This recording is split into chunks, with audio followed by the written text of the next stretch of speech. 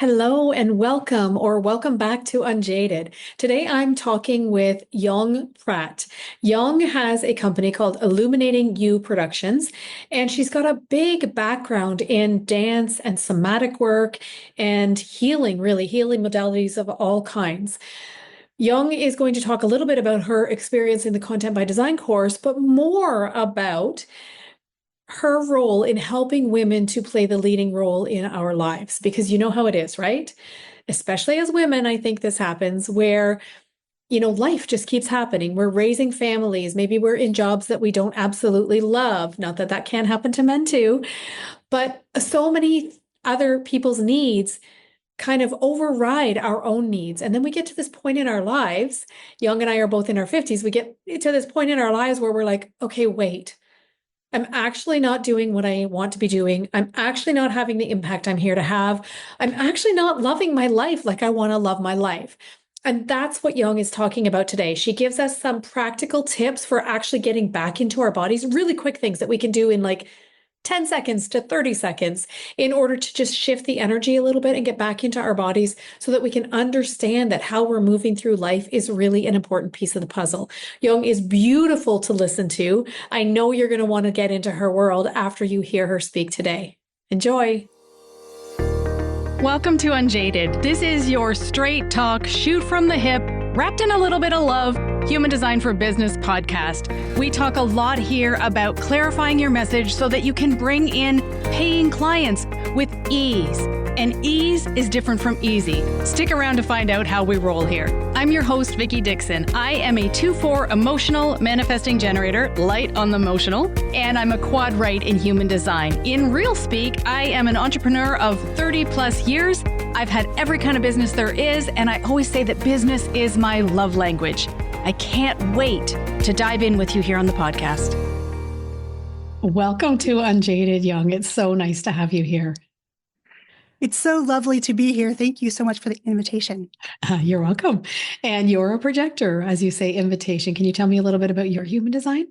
Sure. I'm a 4/6 emotional projector, and it's been an interesting almost 5 or 6 years now since I've been in this experiment. And as I learn more, I have those aha moments every day where I think, oh, of course that would happen. Of course I would react that way when I look at it through the lens of human design and living into the highest potential of me.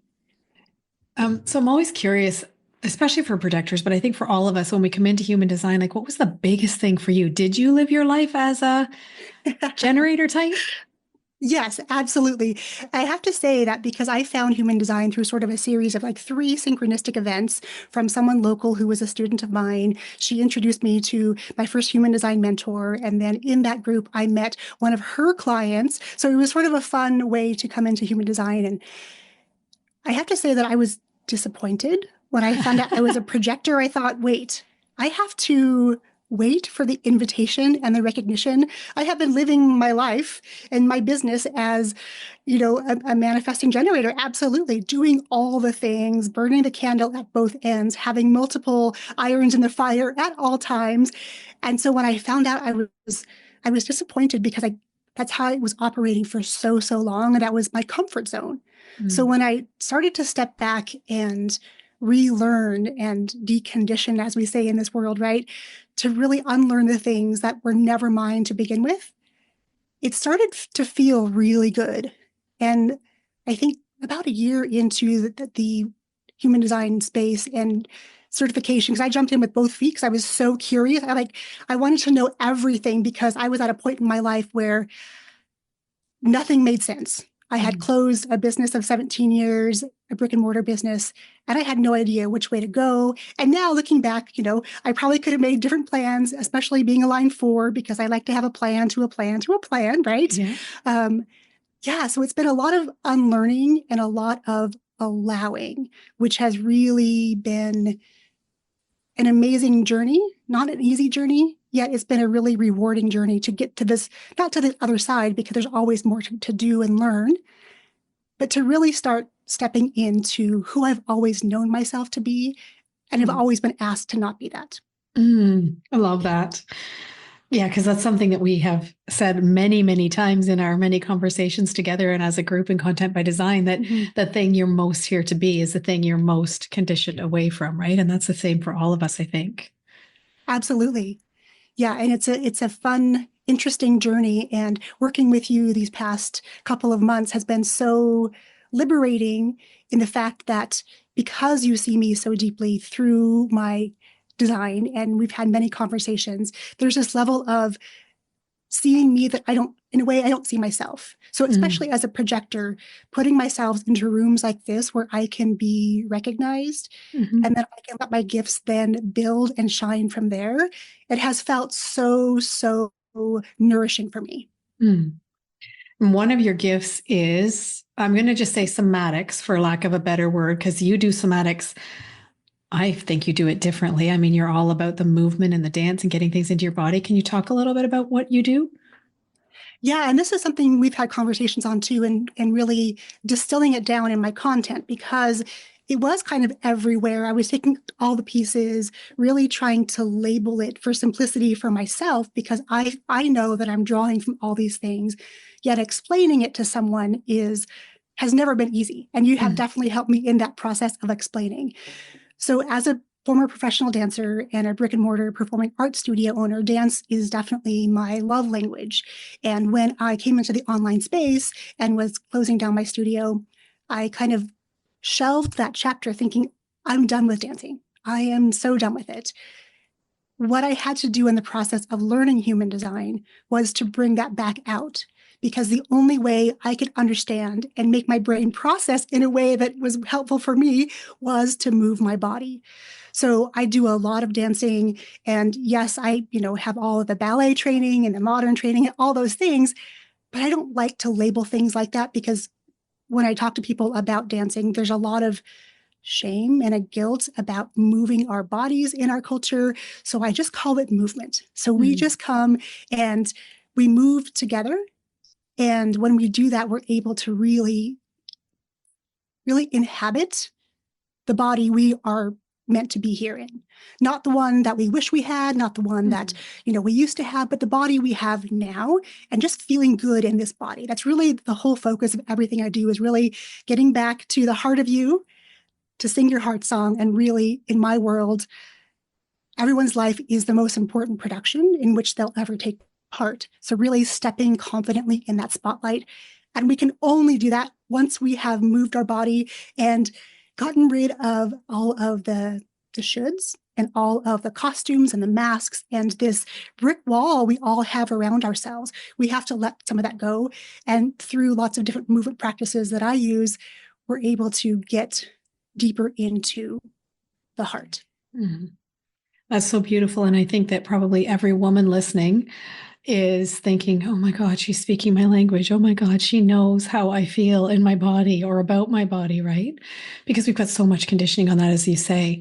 So a big thing that you do is get women or the women that you serve in the driver's seat. What do you call it? The leading role in their life. So what's happening for your people when they come to you versus after they've worked with you for a little while?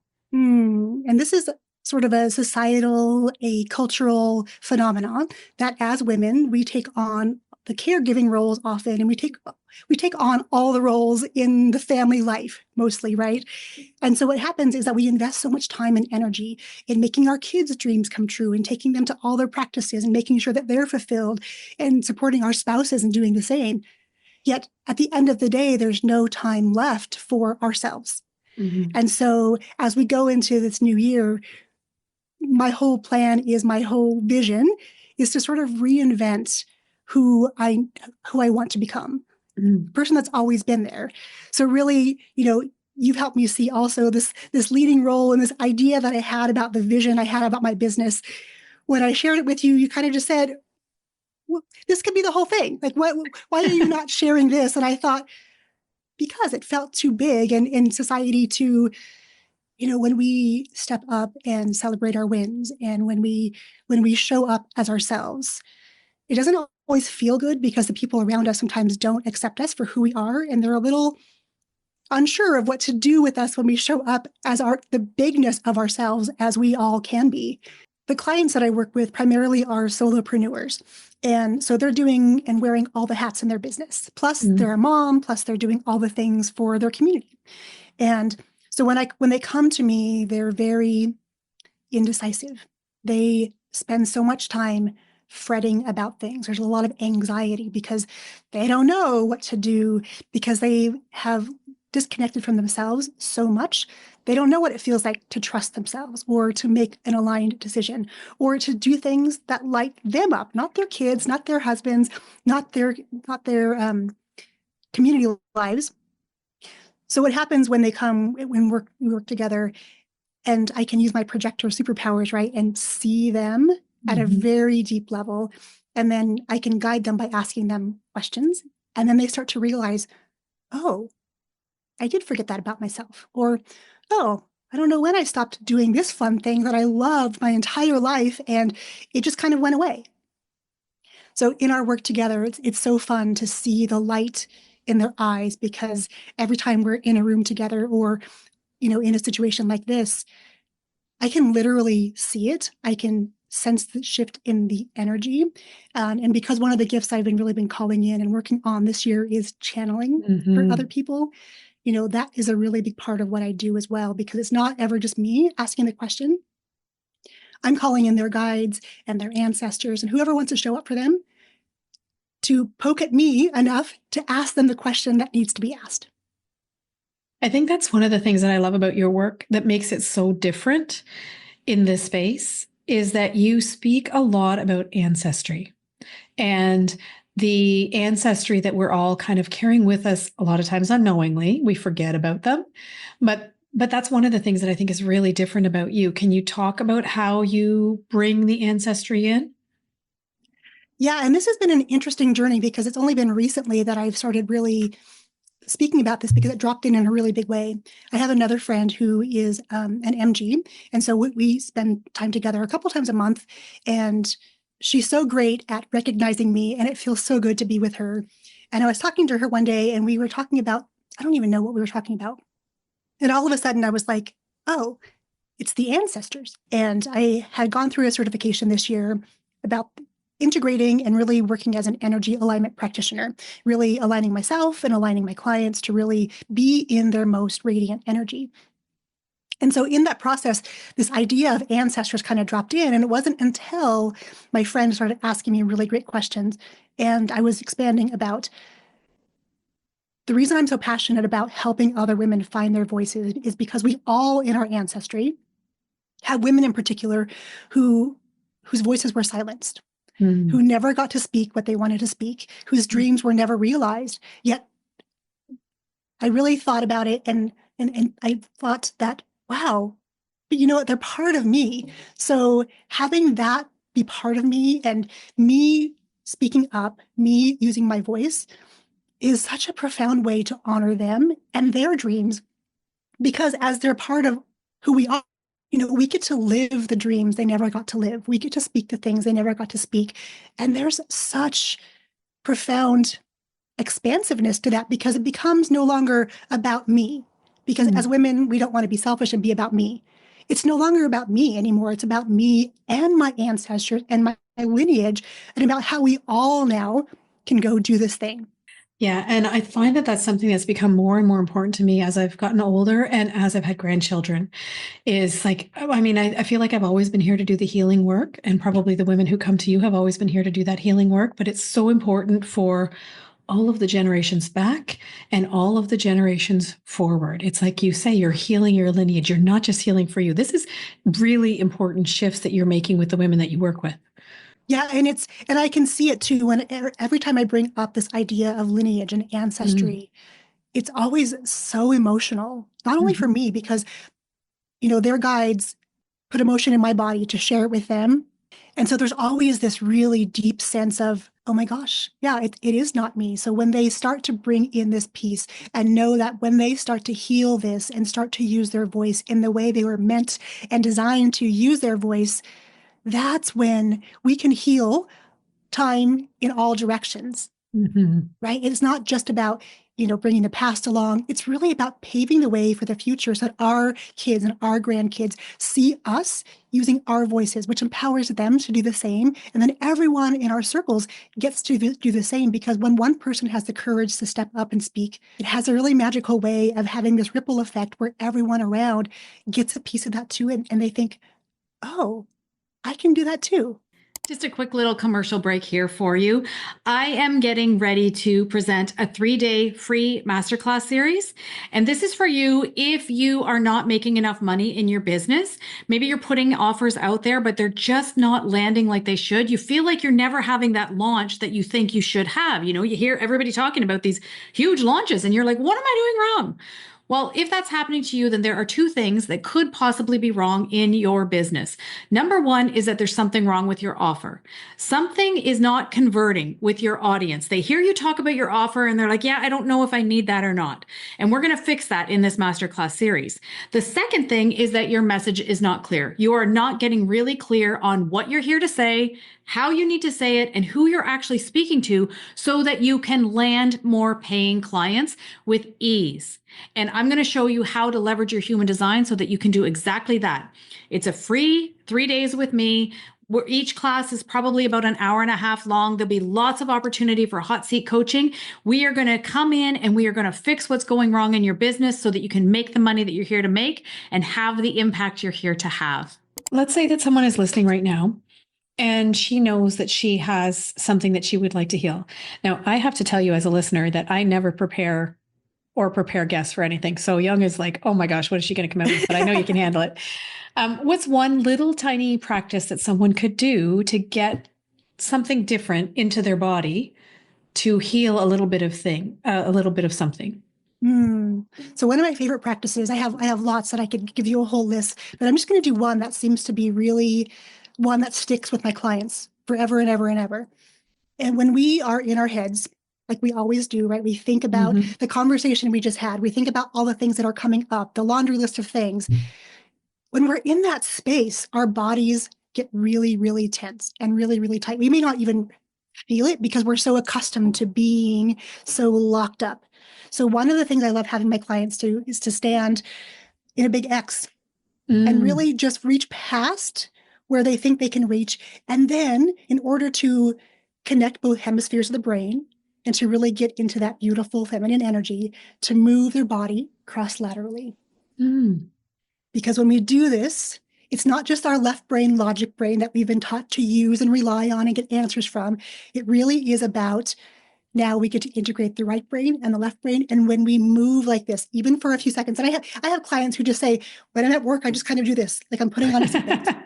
Right? And there's so many ways you can do it. You can do it with your legs, but just moving across that midline of your body will bring you back to the present moment and bring you back into the reality you need to be in. And how long does that take? A couple seconds, a couple minutes.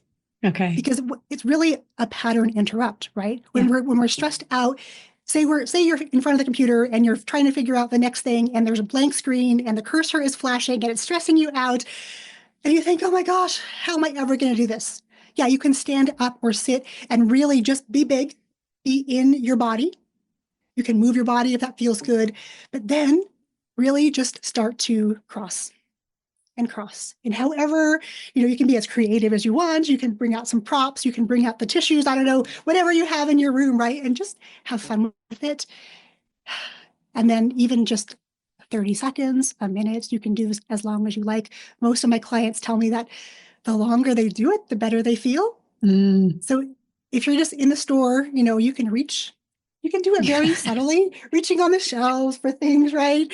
We don't have to be overt about it and be the person everyone wants to stare at in the grocery store or wherever we are. We can do subtle things that are of the same movement that will really help us to bring us back to this moment. I love that. And I love it because I know that if you're listening on the podcast, you can't see Young, but what she's doing is she's actually reaching across her body as if she's reaching for a can of tomato soup on the shelf. And then maybe she used the words as if you're putting a seatbelt on. So that motion. So it's just anybody can do this. That's what I love about it. You don't have to be a ballerina. You don't have to be a gymnast. You don't have to be a yoga instructor. Anybody can reach across their body to kind of reset their nervous system, which is what you're doing here. So that's a beautiful thing that I want us all as Unjaded listeners to be doing from here on out, now that we've had Yong say this. So switching gears a little bit, but you kind of opened the door for me with the staring at the blank screen with the cursor there. Yeah, for Oh, sure. you did that on purpose? That's the projector in you, right? Okay, so I actually have a question before we go into that. Yes. As a projector living your conditioned generator state for most of your life, did you know you had that gift where you could like deeply penetrate someone and see them? Or is that something that kind of came through for you as you lived your design a little more? It's the realization of it is pretty recent. Okay. I think I've always had a sense that there was something about my energy. And I, growing up, I didn't like it because all of a sudden I'd walk into the room and everybody would stare at me. And I thought, what? Is there something on me? Like, what's happening? Why are you all looking at me? And it made me extremely uncomfortable.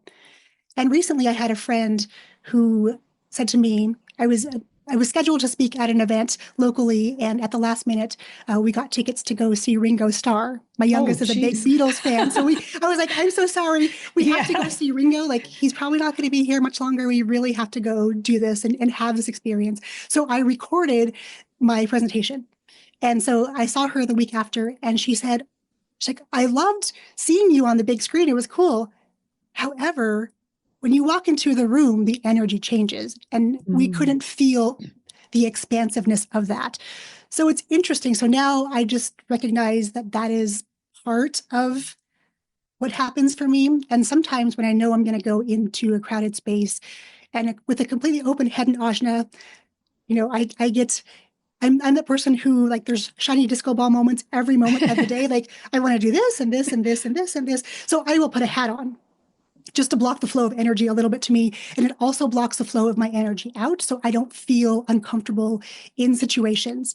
So yeah, it's been a lot of learning and appreciating and now understanding that, especially when I'm one-on-one with clients or even in a group, there's this sense of we can all be in this space and we can all be in the present together, and we don't need to worry about all the rest. We can just be here and enjoy the energy of us.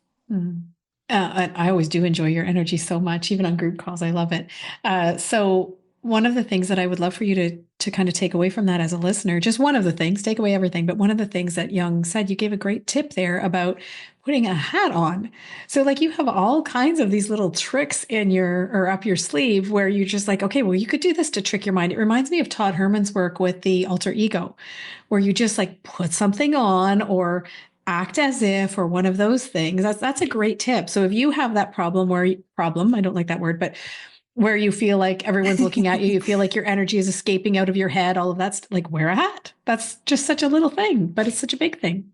Yes. And all of my projector clients I've shared that with, they were like, oh my gosh, it made such a big difference. I felt so much better. I wasn't as exhausted at the end of a peopling event as I normally am. So yeah, I love bringing these little tips and tricks and things that I've always done that I didn't know that I did them for any particular reason. They just kind of happened. But now I'm really in the phase of life where, as an off the roof sixth line, right? Yes. I'm like, okay, I'm just going to bring it all together. I don't care if it sounds weird. I'm just going to do it and see what happens.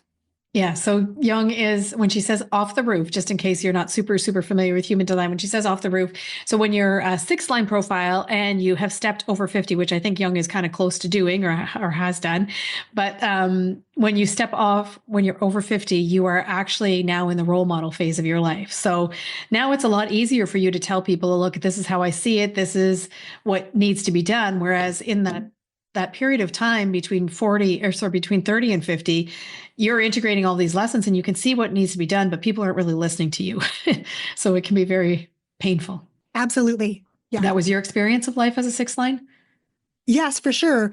I think Karen Curry Parker always says, even though I'm not a third line, I may not be a third line, but I play one on TV sort of thing, right? Yes. Where as a sixth line, it's interesting now to look back through the lens of human design and say, oh my gosh, that makes so much sense. I understand why I did all those things. But yeah, that middle period, it's like, I wanted to speed things up and say, oh, I just want to do this thing now. I can see it and it's taking forever to get there. Come on, hurry up and just be there. And there's such great energy for us, I believe, in our 50s. I think these are all the ways that women used to be told, men too, but like that your midlife crisis, you've got your Uranus opposition around the time you're 40, you've got your Chiron return, which is huge around the time you're 50. As a sixth line, you're jumping off the roof. There's so much energy around, okay, now's the time to do the thing. And I know that you don't just work with women in their 50s, but I love the work that you do because it's actually bringing women back to themselves, which is such an important piece of the puzzle. I always say, and it's something I stole from someone, but a woman standing in her power is the revolution. And that's the revolution I think we need right now on the planet. For sure, because even in a family situation, if one person steps up and says, I'm going to make these changes, everything around them falls into place. So many clients tell me, they said, I thought I came to do this for myself. And I'm realizing it's changing everyone around me. All of a sudden, there's conversations that I wish we could have had before, and now we're having, and questions that I'm being asked that I always wanted someone to ask me, and now they're asking me. So it's never really about yourself. And especially if you're a mom or a grandma or business owner, everyone you interact with gets to be part of this journey. It is not a solo journey ever, although a lot of times it does feel like that. Yeah. So now we're going to switch gears and talk about the impact that you are having. And you've been having an impact for quite some time. Like you've been an entrepreneur for most of your life, I think, most of your adult life for sure. But you were drawn into the content by design experience. And I'm curious, I'm going to ask a few questions that I believe my listeners would ask. And hopefully you can kind of shed some light on them. The first question I'm going to ask you is, you are someone who is trained in human design. So why would you take a course or an experience, I've learned not to call it a course, that actually talks about human design and business and content creation? It's a really great question. And I think for me, it wasn't about the human design learning itself. It was really sort of the integration of the content and then the business and the strategy and the fact that it wasn't this cookie cutter recipe, because for so much of my business life, I had been taught, follow this strategy, do this thing. And every time I did it, I was always disappointed because I never got the results that I was promised. And I was a good student and I did all the things. And looking back now, I think it's because I didn't align with what I was doing. So there was an energetic mismatch. So people didn't resonate with what I was putting out because it wasn't mine. And because I was doubting, they were doubting too. And I get all those now. So what I loved about this is it's not a course. And to be quite honest, I have only watched a couple of the videos. For me, the biggest piece was being in the room, having you look at my content, because I've never had someone do that for me. I've done that for other people. And, I did that for a lot of years. But again, as a projector, having someone else's eyes on my stuff and asking questions about, explain this to me. And, why would you talk about this? And, I see you doing this, or, just these subtle questions that came up. It was such a big impact for me because I had never had someone do that for me. It was always about follow this, do this, follow this, do this.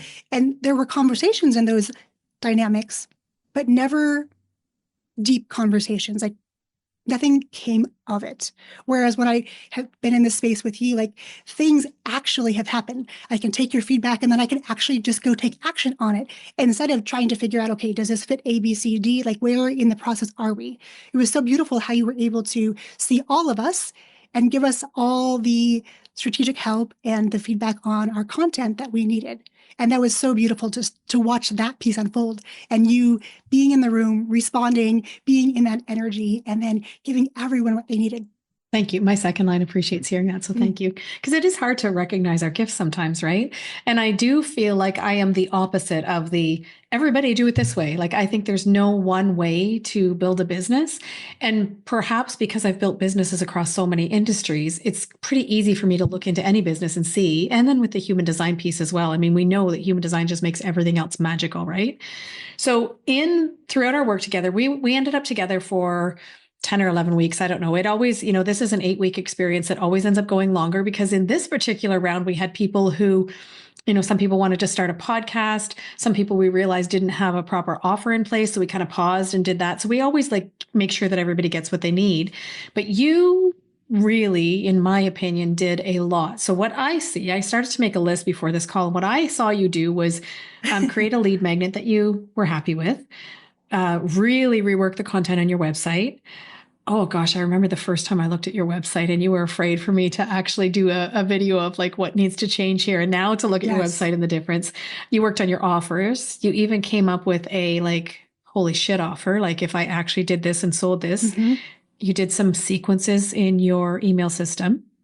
Did I miss anything? Well, I think the offer piece was a big missing piece for me too, because I was doing readings like we all do when we come out of the human design world. And for a while, I needed to do that and to Hmm. be able to offer it by itself Hmm. as an experience. But then working with you and then just growing as a person, I realized, okay, I don't need to lead with that. That can be Mm. part of what I do, yet I need to rearrange. So we get a lot of rearranging, I feel like, in the time we had Yes. together. And when you asked if you could record a video about my website, I had so much anxiety and fear about that because one, not only did I write the copy on it, right, and I've had people look at it, didn't really give me a ton of feedback, but I actually designed it, right? I learned web design as a necessity early in my business. And so there was like a double layered thing. Yet looking back, I am so grateful that I did that because like I kind of had one of those downloads, right? Where it's like, you know what? I'm here to get stuff done.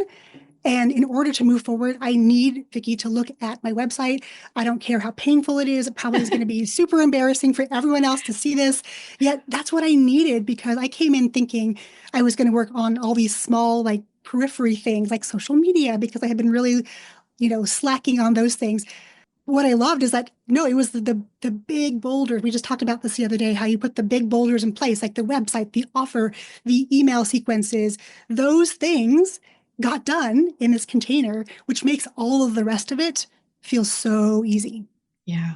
Yeah. Because once you have those things in place, you know what you're talking about. And when, I mean, you know your design anyway coming in, but once you really feel into your design and the business that you actually want to build, then it's easy to think about things to talk about on social media instead of just sitting there going, oh gosh, what am I going to say this week on Instagram? Like, oh, such pressure. And was it painful and embarrassing to have your website? I'm genuinely curious, and you can say yes. No, only in the moment when you asked me, I was like, oh, whoa, that feels very really revealing. Well, especially with my completely wide open will center, right? Like there's nothing attached to that thing and it's just like floating there. And my whole life, I have walked through life looking for external validation and trying Mm, to prove my worth. So I was like, oh my gosh, okay. That piece took a hit. And I was like, at the end of the day, that's what needed to happen for all of the rest of it. It was really like the big boulder. Once that one, interesting. got pushed down the hill, all the rest of it kind of just fell into place. Yeah. Yeah, I think you were already a creation machine, but you're like really a creation machine with a purpose in your business now, I think. Yeah, it's interesting. And I was thinking the other day after the planning workshop about how much content I have and, what would happen if all I did this year was have fun Yes. and, recreate those, like repurpose those and like expand them. Even though I love creating content, what if I could just do that and I never had to worry about content again? Like that felt so liberating. Like, oh my gosh. And this year I actually chose a word after our planning session. And the word is reinvention because I Mm, literally, as I'm going to celebrate my 50th birthday this year, I want to reinvent everything, yeah. reinvent how I do business. Like, what do I have to do? Yeah. What do I want to do versus what I, think I need to be doing? But just doing those big pieces and letting all the rest fall away and Yeah. me just showing up as the person that I want to be. And in my head, as you were saying that, I'm thinking you could totally hire that out. You could totally delegate that piece now that you have this huge content bank. You could totally get someone really talented to create all of that social media stuff, and you just focus on the big things in your business. Yes, and that feels so dreamy. As you're saying that, I'm getting goosebumps because I do know that, as a fourth line, I like to have my control. So hiring things out, delegating is a trickier bit for me, and I'm sure you know that too. It's time though. Like if I'm going to truly reinvent my business with this crazy offer that I shared the other day that I thought, I don't know where that offer came from, yet it's going to happen. So let's make it happen. In order to do that and be that person, I have to give up all of the small stuff. Yeah. And I think that's a good lesson for all of us. Mhm. It's like, what is the thing? We hear about the 80-20 rule. We like to talk about the 80-20 rule, but like, what is the 20% of activities that will actually move my business forward instead of the 80% that I just keep myself busy doing? Yeah. The badge of busy, right? The badge of busy. Yeah. So, where can people find you, Young, or what's the best way to get into your world?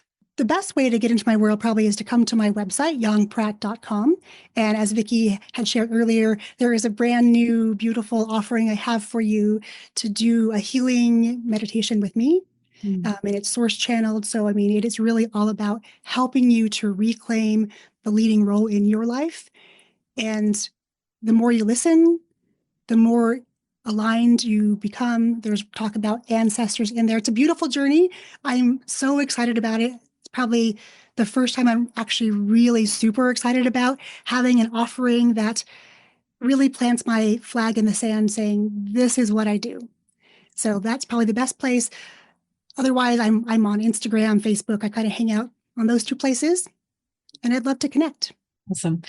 There's something else that's coming through for me here because you changed something entirely in your business. I'm going to put those links in the show notes for you as well so that you can go back and get them from Young. But you were leading with human design. And I think that in the human design space, what I see with entrepreneurs coming in is that they think that because they know human design now, they need to lead with it. And actually, when we looked at your business, it was like, but here's this other whole beautiful thing that you do with ancestry and channeling and dance and movement and all of the things that you don't actually have to lead with human design to use human design in your business. And this has been a really big shift too, because before human design came into my world and there were things like body graph chart, I didn't lead with human design. And then all of a sudden, this opportunity came with all the charting software. And I wanted to be in that mix because I thought, wow, this is cool to be able to give people an example of what I do sort of, in my world, because it's done a little bit differently on the back end. But then I just kind of felt like I was in this rut of there's so many human design people popping up, and what differentiates me from the rest of them when we're all doing the same thing? Why are they going to come to my website for a free chart when they can get one pretty much anywhere these days? So not leading with that and stepping back into switching my offer and the first step with me has been so freeing in the sense that, oh, I don't feel like I'm in this box anymore. Yes, human design is important. I will always use it. Yet that is not the primary focus of what I do. Really, it's about energy. Everything is energy, and your human design is energy. The way you move your body is energy. The way that you connect with yourself is energy. So when we can just focus on the energetics of you in your business, human design kind of flows beautifully in that. Yet it doesn't have to be the primary piece. And I think for people listening, it is a trap because we all think, okay, this is the thing I'm going to be known for, and I'm going to do these things. And yes, it could be. I would say for the vast majority of us, though, it is not the thing. It is just the one piece that we use when we all have so many modalities in our toolkit. And if we can lead with the ones that bring us the most joy and use human design as something to really bring out and highlight different pieces of it along the journey, I think that serves our clients so much better. Yeah. Amen. And I think that's a beautiful place now to wrap it up. So I thank you for being here. We've had some great conversations. I thank you for being who you are in the world, because I think that that's been not always easy to step into that. I appreciate the work that you do, and I appreciate you. Thank you so much, Vickie, again, for the invitation, for being my champion over these past few months and really getting me to step outside my comfort zone to do what I ask my clients to, and that is to reclaim the leading role in my life. Thank you. You're welcome. You're welcome.